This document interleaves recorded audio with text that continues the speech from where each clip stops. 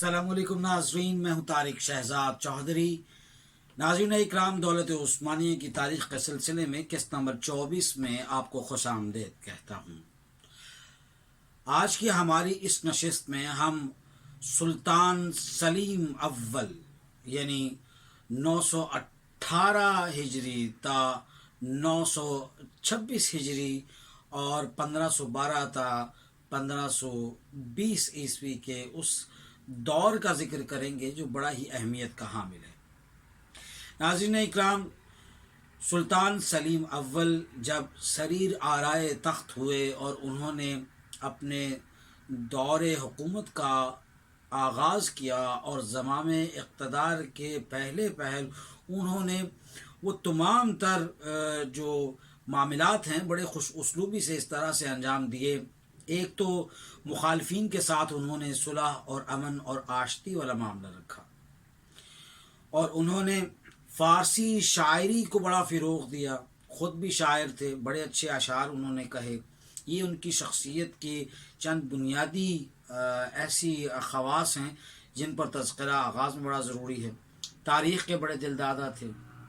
और तारीख़ के हवाले से सुल्तान मोहम्मद अव्वल के बाद अगर कोई तारीख़ का दिलदादा था तो सुल्तान सलीम अव्वल था। फिर मिजाज के अंदर बड़ी सख्ती थी, बड़ी करख्तगी थी, बड़ी खश्म गिरफ्तगी थी और बड़ा ही एक के अंदर जज्बातियत का पंत, लेकिन इस जज्बाती पन के साथ उन्होंने बड़ा अच्छा अपना दौर निभाया। इस हवाले से ये भी कहा जाता है कि उन्होंने तकरीबन तमाम मुर्रखीन ने इस पर ये बात बड़े उम्दा पैराए में लिखी है कि वो उलमा का बड़ा अदब करते थे और सालिहीन की नशिस्त करते और इसी तरह से अहले इल्म की सोहबत अक्सर उनको मुयस्सर होती और अपने हाथ जो अहले इल्म लोग हैं उनको ना सिर्फ मदऊ करते बल्कि अक्सर उनके साथ नशिस्तें होती। इसी हवाले से मैं आपको तारीख़ की एक बड़ी मारूफ़ किताब है सल्तनत उस्मानिया के हवाले से फिर उसूल तारीख़ उस्मानी सफ़ा नंबर 76 में उन्होंने लिखा कि मुर्रखीन को तो वो और उलमा को और जो दीगर जो लोग थे, ख़ास तौर पर जो उदबा थे, शायर हजरात थे, इनको वो अपने साथ मैदान जंग में भी ले जाते थे ताकि वहाँ पर एक तो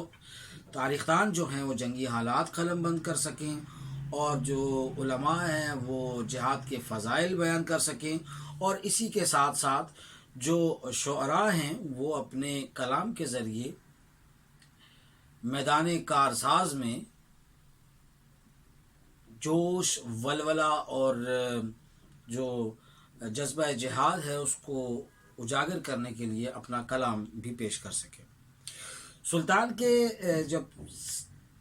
सरीर आराए तख्त होने पर जो दो चीज़ें बड़ी अहमियत हैं कि ये सल्तनत उस्मानिया का वो ऐसा दोराहा है जिस पर इनके पास दो ही रास्ते थे, यानी या तो सल्तनत उस्मानिया मगरिब की तरफ बाकायदा पेशकदमी जारी रखती या फिर अपनी जो अनाजूल की जो उनकी सरहदें हैं वहीं पर ये रुक जाते ये और दूसरी तरफ फिर ये कि ये मशरिक़ की तरफ अपना जो सरहदों की तोसी का मामला है वो वहाँ पर ले जाते, यानी कि यूरोप में पेशकदमी और या फिर मगरिब में पेशकदमी, यानी दो हिस्से तो इसके ये हैं। मगरिब और यूरोप में बहुत सारी मुश्किलात का सामना था और इधर मशरिक़ की तरफ फिर जो अफ्रीका की तरफ जो रास्ते जाते हैं, शुमाली अफ्रीका के इलाके थे, वहाँ पर इन पर दो राह एक इसको हम तारीख़ में लिखा है। फिर इसी हवाले से सुल्तान सलीम ने जो जिहादी पॉलिसी अपनाई, इसमें फ़ौज में और जिहादी पॉलिसी में बड़ी तब्दीलियाँ की और उन्होंने यूरोपीय मगरिब में जो उनकी तारुज़ था, जो पेशकदमी थी, वो रुक गई और उन्होंने तोसी जो है वो अपनी तोसी पसंदी जो है वो मगरिब से मशरिक़ की तरफ मोड़ डाली। इस हवाले से फिर एक बड़ी उम्दा किताब है, उसका मैं हवाला आपको पेश करता चलता हूँ। इस पॉलिसी में एक तो जो ईरान की सफ़िया पॉलिसी जो है वो बड़ी अहमियत की हामिल है। इसका तफसीली ज़िक्र जो है वो अल इस्लाम फ़िल आसिया अल ग़ज़ल मग़ूली ڈاکٹر محمد نصر کی یہ کتاب ہے، صفحہ نمبر 240، بڑی فصاحت، بڑی بلاغت کے ساتھ، بڑی تفصیل کے ساتھ اس پہ معاملات اس میں موجود ہے، کس طرح شیخ صفی الدین جو حضرت علی کے خاندان سے تعلق رکھتے تھے، اس لیے یہ صفی خاندان جو تھا ایران کا، یہ چاہتا تھا کہ شاہ اسماعیل صفوی جو ہے ان کو وہاں کی خلافت سونپی جائے اور وہ سلطان بنے وہاں سے۔ تو پھر یہ تاریخ کی کچھ ایسی چیزیں ہیں جس پر فروعی معاملات کا بھی دخل ہے، ہم اس پر مزید گفتگو نہیں کریں گے، لیکن جو مملوکی سلطنت جو ہے اس کا عثمانی دور میں یہ وہ وقت تھا سلطان سلیم اول کا جب اس میں مملوکی سلطنت عثمانیہ میں ضم ہوئی۔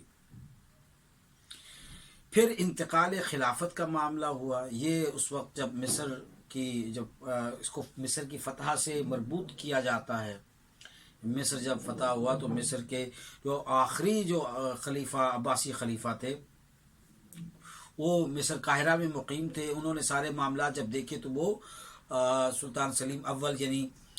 خلافت عثمانیہ کے حق میں دستبردار ہوئے، اور یوں ابن ایاس مورخ جو ہے اس نے اس طرف اشارہ البتہ نہیں کیا، باقی تقریباً بڑے جو اقلیم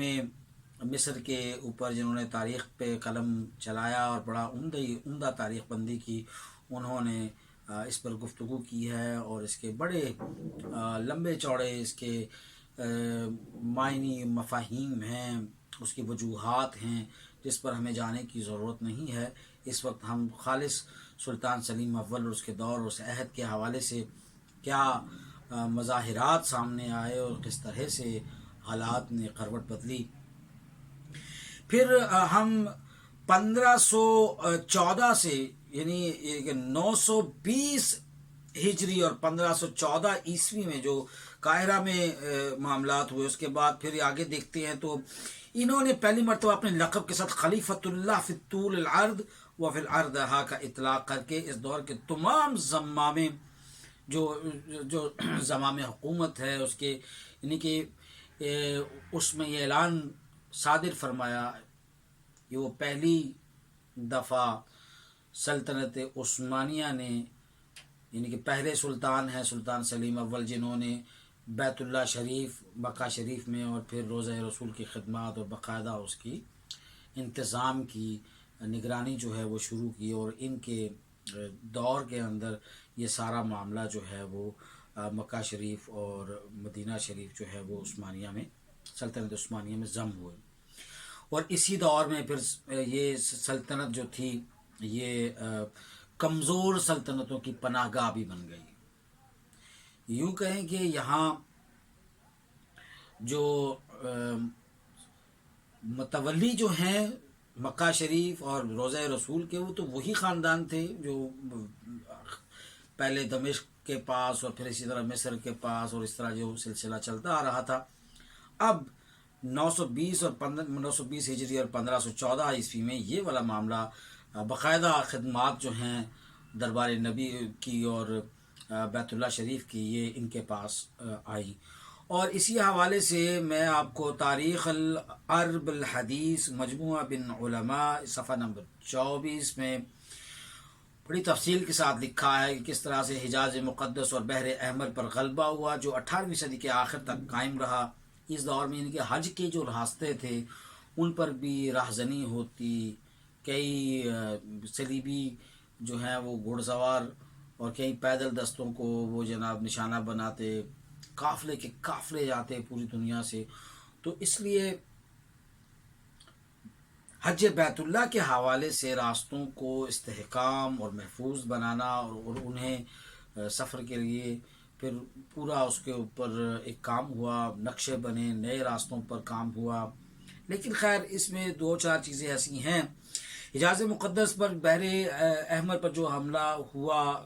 ایک آدھ مرتبہ، اس کے بعد پھر جب عثمانی حکومت نے سلطنت نے سلطان سلیم اول کی خاص اس پر جو نگاہ رہی، اس کے بعد پھر یہ پرتگالی خطرہ ٹل گیا، بحری راستے جو تھے وہ محفوظ ہوئے۔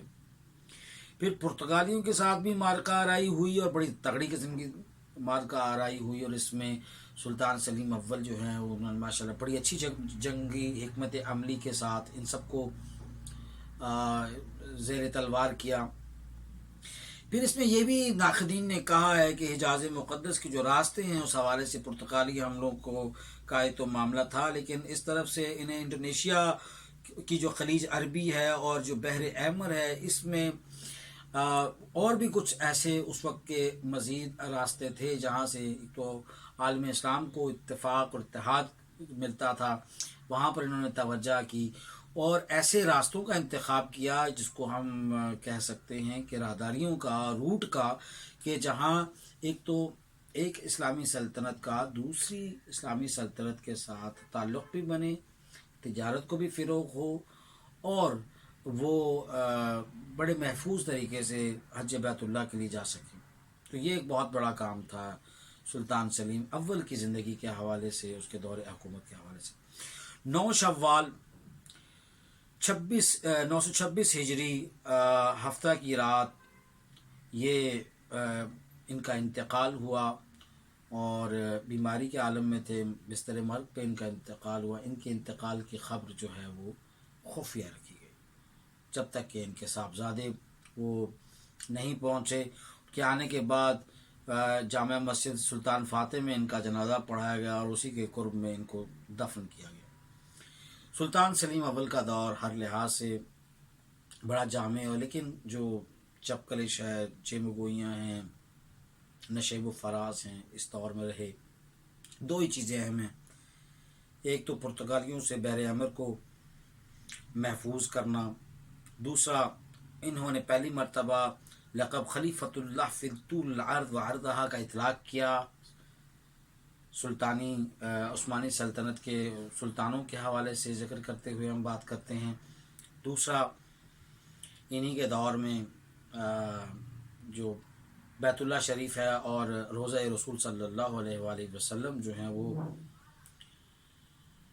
خلافت عثمانیہ میں ضم ہوئے۔ مصر